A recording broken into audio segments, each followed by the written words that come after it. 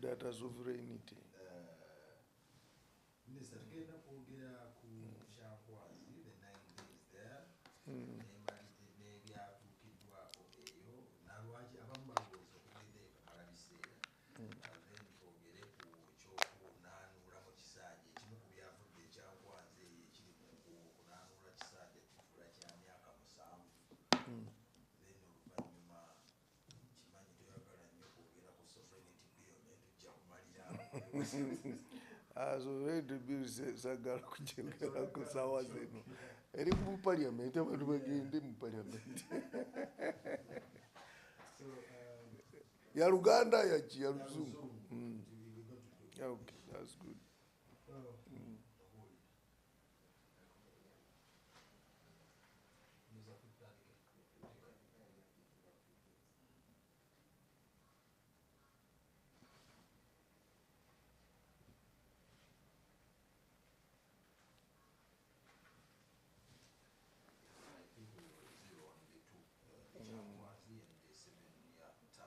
Sovereignty bill will be in our concluded remarks. You're running away from it.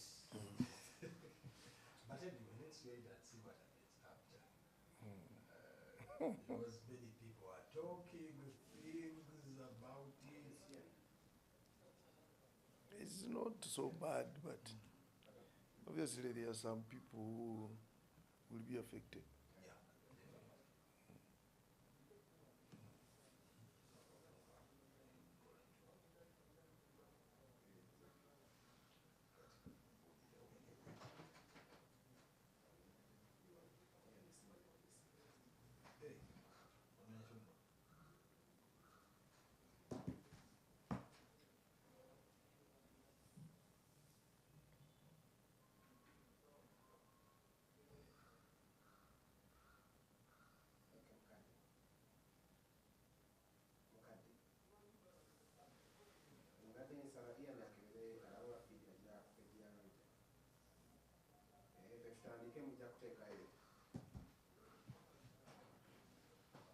All right, our dear viewers, a very great morning once again here on the Sunspire. Today, again, we are with the Minister of State for ICT, Honorable Godfrey Kabyanga, and we are continuing with what is going on in the country. We've just concluded Changwanzi recently, and a lot happened there.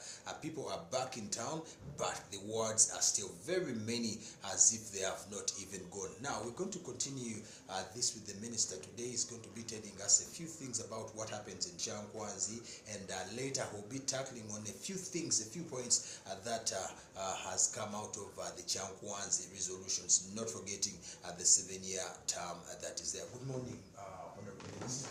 Yeah, morning, my friend, and morning, all viewers of Hope TV. I'm happy to be with you today again. Yeah. Okay, Honorable Minister, first of all, the viewers are out there talking things here and there about what happens in Changwanzi.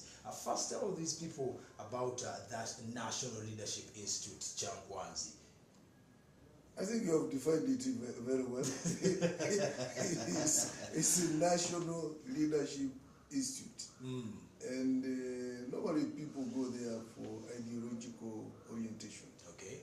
And not necessarily party ideology. Apart from them, because people think it is an NRM institute. Yes. This is a National Leadership Institute. Okay. And normally several people go there, not necessarily NRM members, for ideological orientation, for workshops, for trainings, for retreats. So it is open to everybody. No. Yes. The opposition people have always done. As first they started with Kororo, they wanted to hire it and have their rallies there, and they said, no, it is busy under construction. Now what happens if they say, we want also to go to Changwanzi and we take our members there for the orientation? I know at that time Kororo was under construction, but now construction is over. They can go there. And if they want to go for a retreat in Changwans, they can go there, so long as they fulfill the requirements of being in Changwans. Many of them fear that uniform that we see you people putting on, that green one, written on UPDF, and they say, these people are donning in army uniforms, yet they have some people in prison putting on, for putting on army-like clothes. No, that is the attire that you can put on when you are... That is the Nali uniform. Yes, in Nali. Yes, so I don't see why they should fear it. Only people should only talk about it if MPs go out of Nali with that uniform. But as soon as the training is over, they wrap up. They hand over back the uniform. And I think when you are there, you need to behave in a particular way. Yes, because when you are there, it's in such a retreat. Yes. They even take you through some military trainings, which is very important, first of all, for your security and for your health. So that's why they have to ensure you are dressed in a way that you will be disciplined. That makes you ready for what is happening. Ready for what is happening. Exactly. So I think there's no fear about it. But as soon as whatever took you there is over, you hand over the attire and move out. And now, Honorable Minister, for the 9 days that retreat took place, our viewer want to know, because you're the Minister of the information that we give to the public.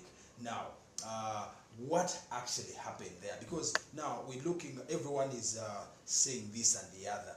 Many do not know actually what happened there. And we had a few resolutions that they came up with that they're going to be following in this 5-year term they are yet to take in the office.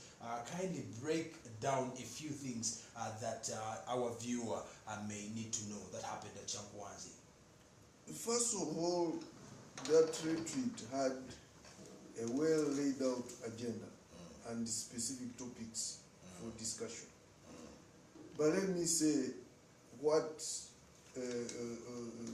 the NRM chairman invited all NRM newly elected MPs, independent NRM leaning MPs, and opposition MPs who wanted, who were willing, to go, was to go, and actually they went there for orientation,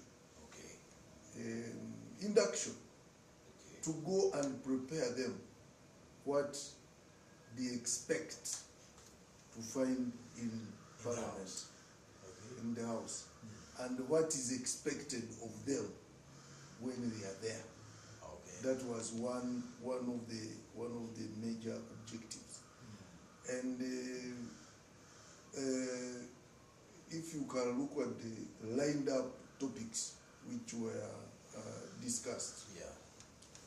One, the president had introduced them to the alignment of the NRM manifesto to NDP4. So that they understand how the two are aligned. Because NRM has a manifesto, but also the country has the development plan, exactly, which is also a manifesto of the country, which FDC, NUP, all parties must align their manifesto to that. So what the NRM chairman was doing is to explain to the newly elected legislators how the NRM manifesto is aligned to the NDP4, and it was well articulated, because he was cautioning them. These 5 years, the NRM has set ambitious targets. First of all, we have the tenfold growth strategy, where one, by 2040, 500 billion economy. 500 billion economy from 50 billion. Okay. Which implies is that really achievable? Yeah, it's achievable, and that's why he took the MPs for a retreat to help him to alert them that as you go to Parliament, this is our goal. This is our goal. Okay. We have another very serious target of the qualitative leap to higher middle income status, upper middle income status. Okay. That's also a very, very ambitious target. And then we have another target of the double-digit growth. Okay. Of the economy. So you have to prepare your legislators. And why Changwanzi? Because first of all, Changwanzi is isolated. Yeah. You really get away from the hassles within the city.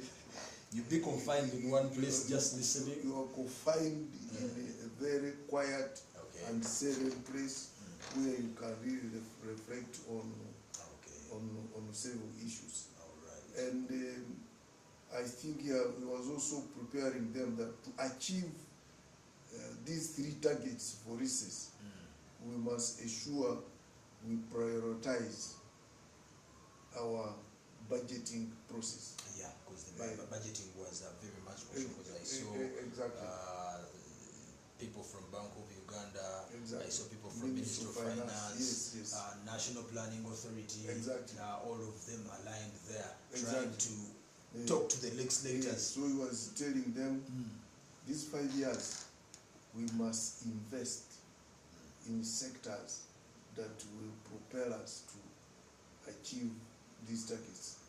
And that is agro-processing, and that is tourism, mineral development, and science and technology. Okay. And those are the major sectors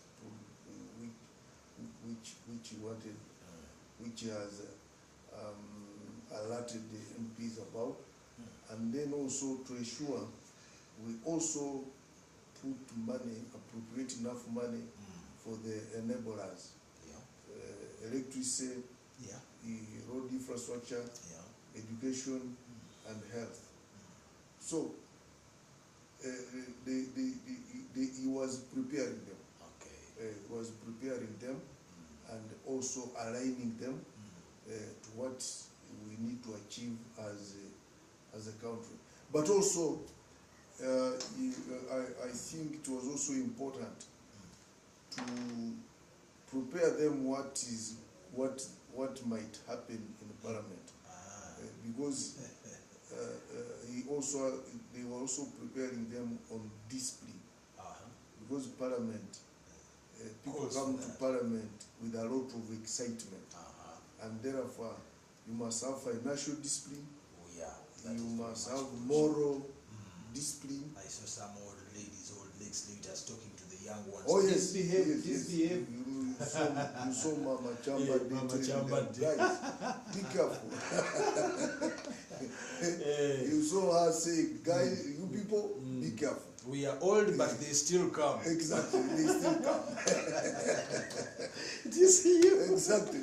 And then you saw other legislators like Right Honorable Kasuri Lumumba talking to them on the procedures of Parliament. You don't just stand anyhow. When you are talking in Parliament, everything you are talking is recorded and answered. Yeah, and the answer is permanent. Record. It's there forever and ever, and people will come and research on what you talked about. Exactly, and I think there was a lot that really members of Parliament were taken through. Okay. But what came out also prominently was the stand on corruption. Yeah, and that is where I was heading. If you can remember, it was actually not even the president who initiated it. It was part of his message. Yes, it was. But I think Honorable Nambere came out clearly. Even before the president would make a presentation on corruption. She's championing it so much, and she has said that several times, even before coming to the house. She has been talking to the president about the corrupt and how they do it in her home area in Masaka. Now, the president warned these legislators about corruption, but corruption is still eating up the country. Where are we heading to that? Based on what happened in Chakwas and the warnings that the president gave those people, vis-a-vis now the conclusion of the 100 millions that have made everyone who can speak about the fighter, the chief fighter of corruption being the president of this country, being again the promoter of the same by giving what they call the bribe of 100 million to each MP to go and relax a bit before the swearing again. Let's go. First of all, what I liked this time, yes, the discussion on corruption, even when it was a paper which was supposed to be presented on governance, but the discussion was initiated by the MPs and not the president. The chief, yes. Because the president has talked about this several times. So I think we should be happy this time that now he has disciples who are ready to assist him to fight corruption. Because you saw how Honorable Namere said, look, Mr. Muvawara, NDP, you have presented 10 points, but you are leaving one, which is very important. Crucial. Okay, all these can... you can run over all these. Exactly, all these points you have discussed, yes, they will propel the economy. But this economy cannot grow when we still have corruption. When someone is cutting the sack down here, trying to get some stuff out of it, yet for you, therefore I say, number 11 should be corruption. And you know, I think that was good enough that legislators themselves think it is now time to fight corruption. Because you saw what the president said, that even in parliament there is corruption. Yeah, of course, he talked about he said, I arrested. Yes, I arrested. Those arrested, but they are campers, but why forgive them? Yet we have the culprits again from maybe the same house facing. I think you have to weigh what was involved, the case involved, and the implication, that the case that brings to you. Exactly, and then he forgave them. So me, I think that is a good beginning. That now the president has disciples that are going to assist him to fight corruption. Because you cannot be, because Parliament, the main role of Parliament is legislation, appropriation, and oversight. You cannot do oversight when you are corrupt yourself. When you are corrupt yourself, you cannot completely. So now that you can't be an inspector. Now that the inspectors are saying, let us fight. Yes. I think these 5 years we are going to see a change. So we may not fight corruption completely and eliminate it, but I think we are going to see a change. On the 100 million, I've had people talk about the 100 million, but I have talked to legislators. Even one of them, I gave him transport yesterday to go back. No, because he was here, a friend of mine. He wanted the fuel to go home. I said, but you have 100 million. He said, my friend, I also see it in papers. Was it a mere talk? I don't know. They talked about it anyway. But he only said, I'm going to assist you to prepare for the swearing in.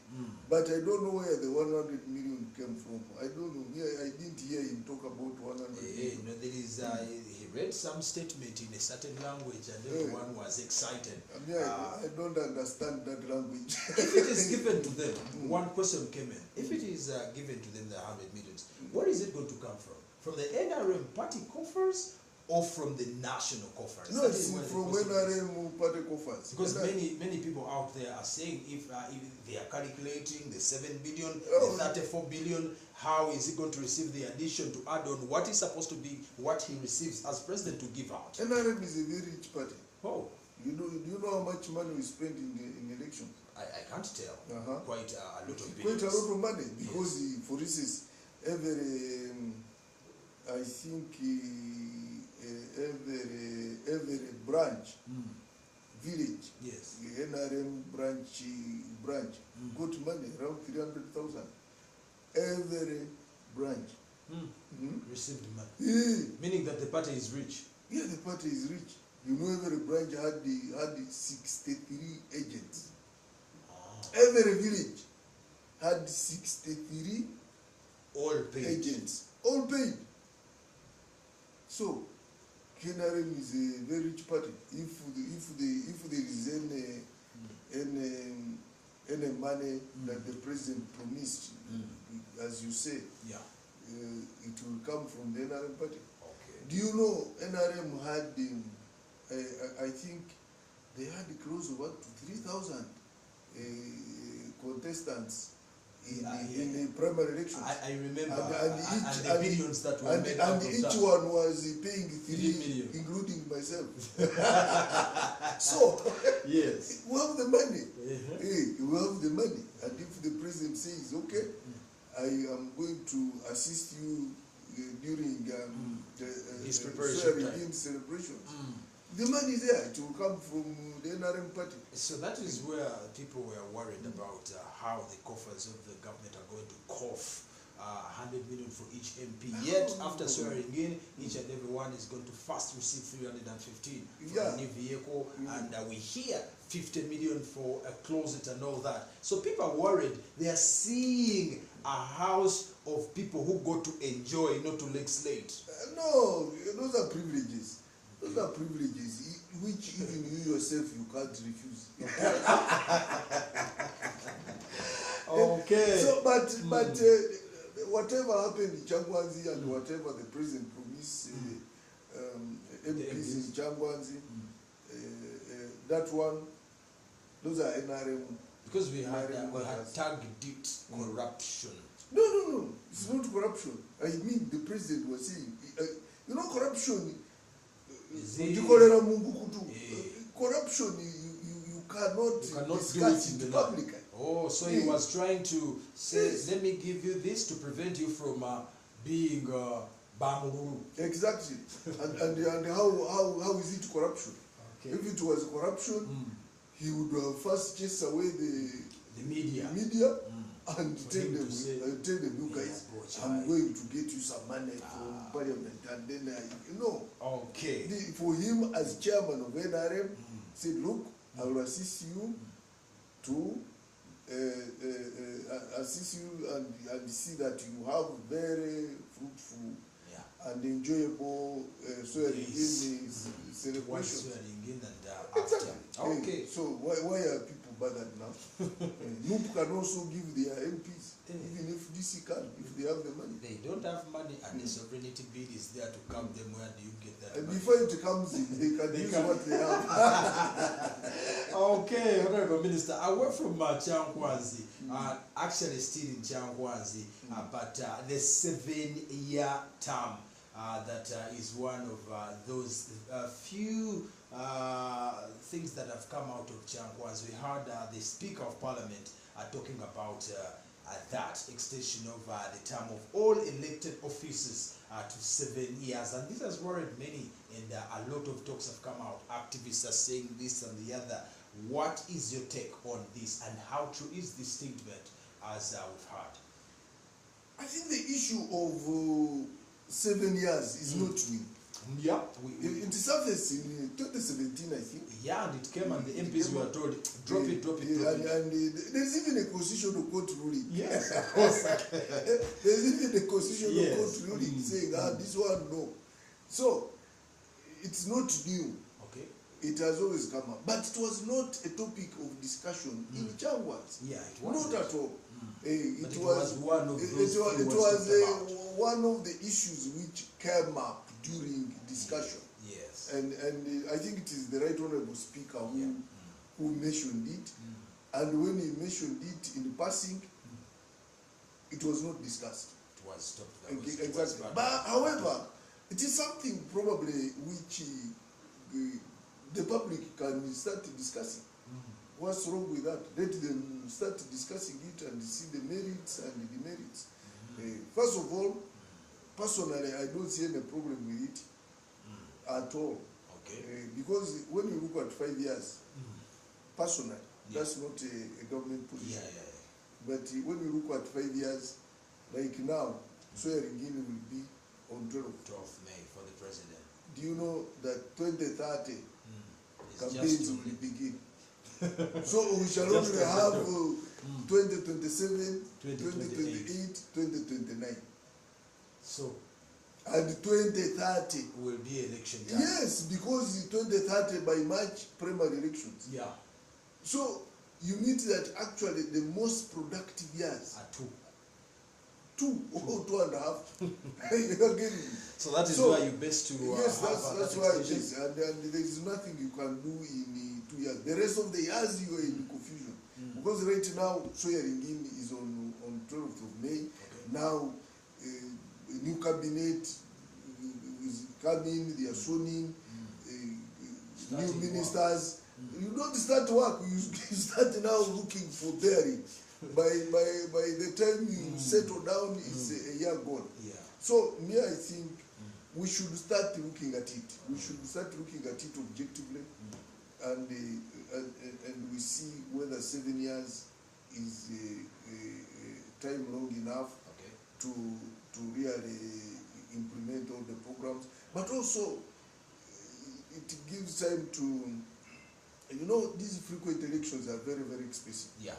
I think it can also save some taxpayers. We do budgets. Budgets are there, and we cater for all that. Exactly, but every 5 years we are in elections. We spend a lot of money. Another 5 years, probably if they are 7, we can have some a bit of breathing space. However, it also has its own problem. Demerits, yes. Because if you get the wrong leader, you see, you will be in trouble for 5 years.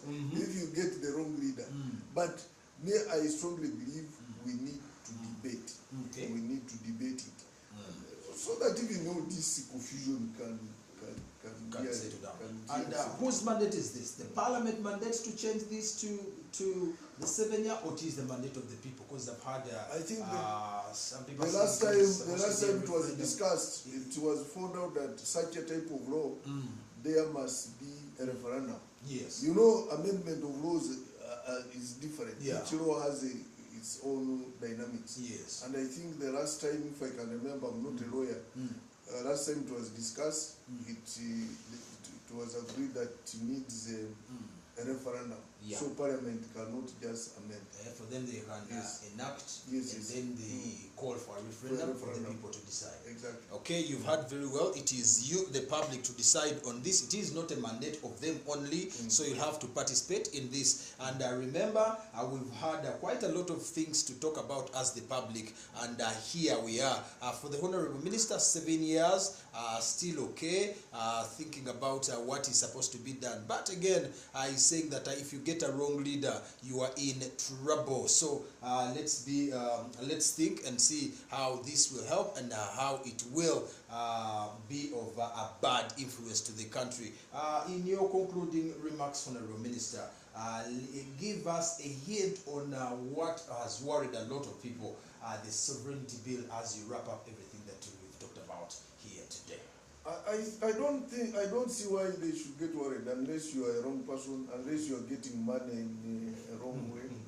But the sovereignty bill was tabled in Parliament yesterday, and it has been referred to the Defense and Internal Affairs Committee, plus the legal and the legal and parliamentary committee.